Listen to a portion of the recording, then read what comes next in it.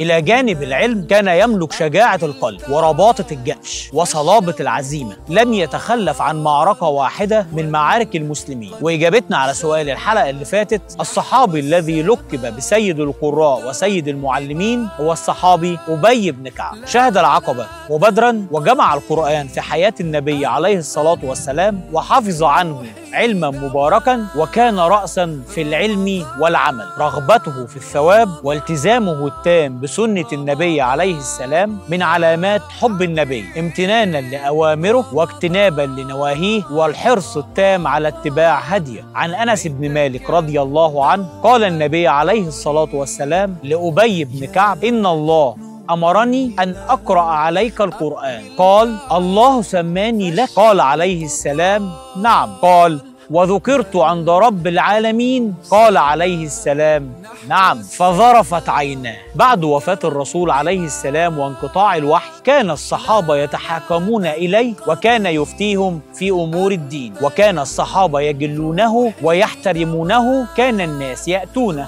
من كل مكان ليسألوه في أمور الدين. وتوفى أبي بن كعب في خلافة سيدنا عمر في سنة 22 هجريا بالمدينة. وقال عمر: اليوم مات سيد المعلمين رضي الله عنه. وزي ما تعودنا في آخر كل حلقة بيكون لينا سؤال، والسؤال بيقول: من هو الصحابي الذي لقب الفقيه العاقل الحكيم؟ أقاويل قبل الفطار، وكل سنة وانتم طيبين.